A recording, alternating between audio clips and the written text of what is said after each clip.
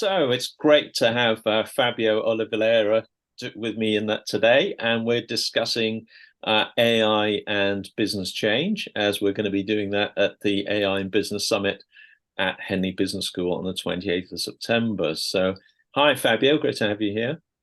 Hello, great to have you as well. Thank you for having me, Andrew.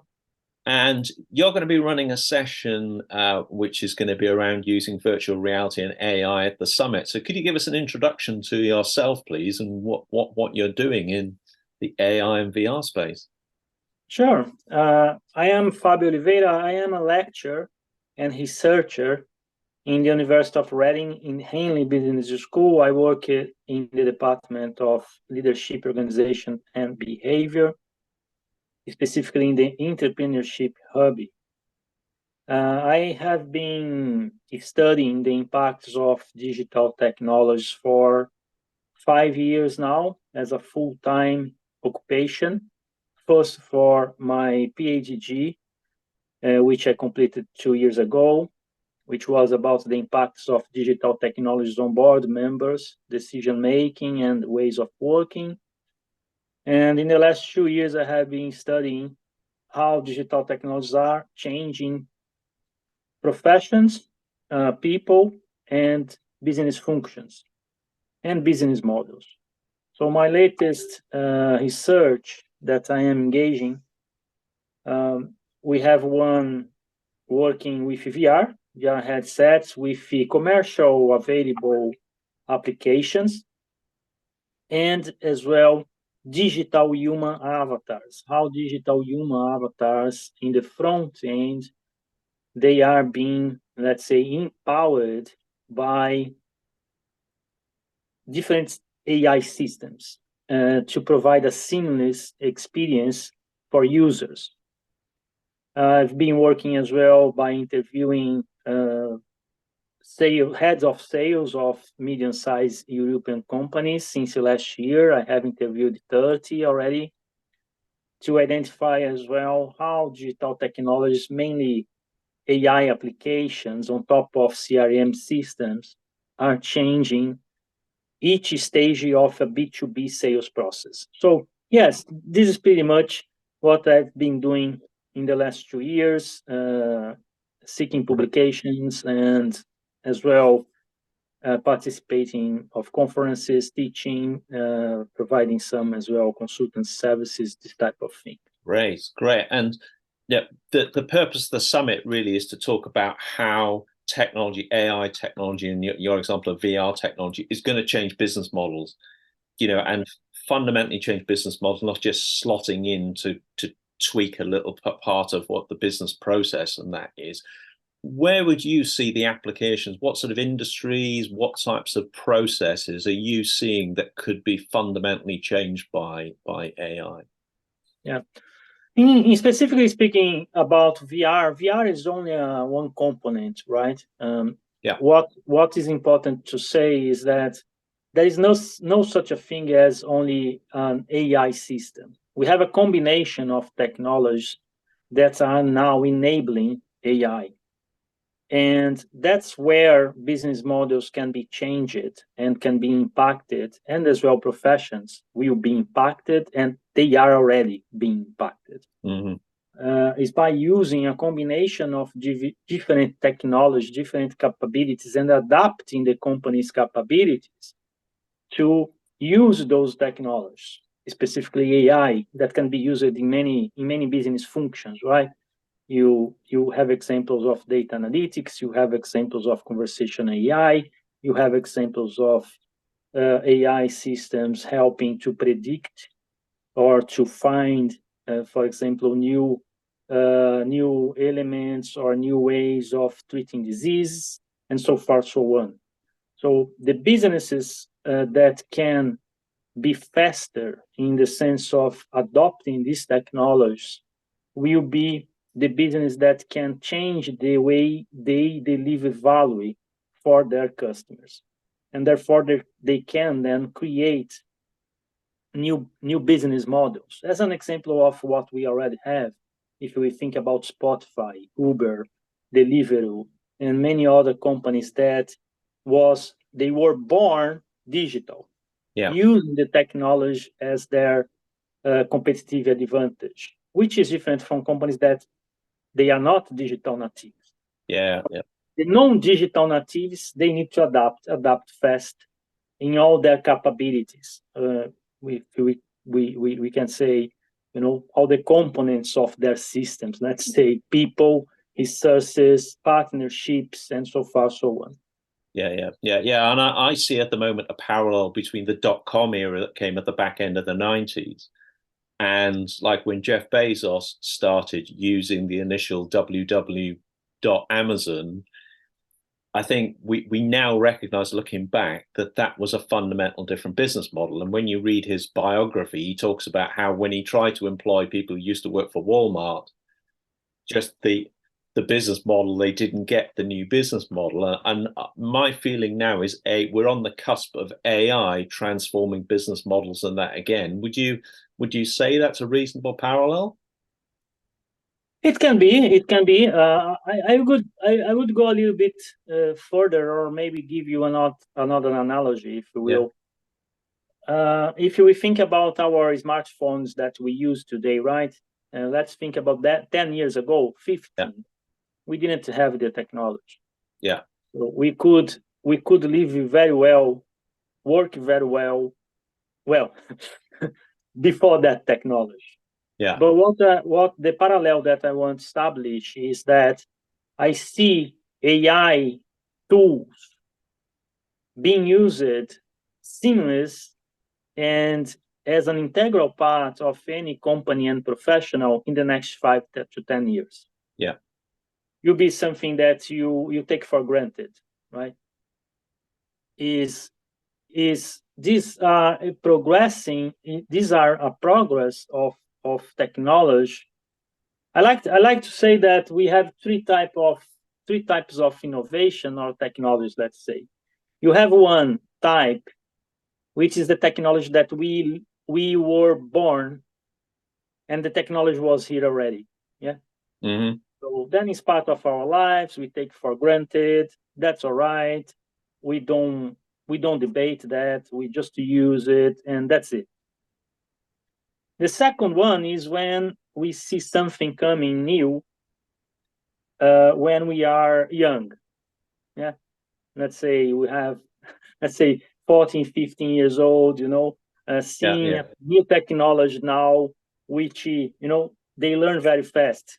Yeah. Well, you might remember, Andrew, when we had, VHS tapes, right? Yeah. And I've then still got one dusty underneath one of my televisions. And then the DVD came, right? Yeah. So in my case, I was very proud to be, for me, it was very easy to learn how to use a new DVD. I was teaching my parents, and anyone older than me, while they were struggling, learning how to do this, do that. For me, was very quick. This is the second technology. And then you have the ones that turns up when we are older. Yeah. And then I think the first reaction is, well, I don't believe in this pretty much. I don't know. Maybe we have in a position of much more criticizing than adopting or testing. And in my view, AI is not new, right? AI is around since the 50s. But of course, all the enablers that makes AI relevant weren't here yet, but now they are. Now they've converged, haven't they? Yeah, exactly. Now they are converging, and for me, it will be inevitable. We will be in 10 years, 5 years using AI in our daily works. From all the levels that you can imagine, as we use a mobile phone today. There's a book that I read 2 years ago by a chap called Kai-Fu Lee, and he's written it called AI 2041. And I know whether you read it. It's interesting. It's got 10 chapters. The first half of the chapter is written by a science fiction writer, and the second half is written by Kai-Fu Lee from an investment perspective. And I've met a number of the Kai-Fu Lee's investment teams in China. And one of the chapters in there is about education and using VR and using avatars and how the AI can teach in a more tutor sort of way and a collaborative sort of type way. And this is his vision for 2041. And I had a meeting with the head of my daughter's school. My daughter's 17-year-old, and speaking there with the head and her team now, looking at how AI can be used. And I gave her a copy of the book and so I said, look, you should read this chapter, but then there's other chapters that are interesting as well. And I'm finding now, just using ChatGPT with my daughter, she came back and reacted to me after using it for about a week and said, but Dad, yeah, I need to know some stuff before I can ask it the right questions and before I can get the right feedback and sort of stuff like that. So I think it's really interesting on how we're going to be engaging and doing stuff in that with those areas. So yeah, I think we're going to be seeing lots of change and applications in these areas. Yeah, definitely. And we have already. Specifically, I'm using in my project. My project is about exploring with educators and learners. Yes, I believe that in education, VR and immersive technologies and as well AI will make an impact. It's already making an impact, right? We have now ChatGPT-3 with all the popularization and mass access to the tool, which is quite simple. Then we start having all this debate. But if we go to the VR and is empowering all the softwares that we use already. VR is in education has been employed for more than a decade now. Yeah. Of course, the systems were not that good, the technology was not that immersive yet, but now the flow is seamless. So once you dress the VR headset and work as a virtual world populated with digital avatars, it's like you are in a movie. You are there in a role play. I can give an example of, let's say, preparing for a job interview, right? So you can complete a set of trainings for prepare yourself for a job interview, interacting with avatars, with human-like characteristics. You're going to be watching a scenario, the avatars will interact with you, they will ask you questions, such as done in a real-world situation. And these avatars now connected to a conversational AI system, large language model, well, you can pretty much talk about anything, right? Right, yeah. And they will interact with you as you are in a conversation. What's the difference? What changed? Well, what changed is that you can learn by doing in a scenario and in a situation that is much more controlled. So you can simulate how you can perform, you can record yourself.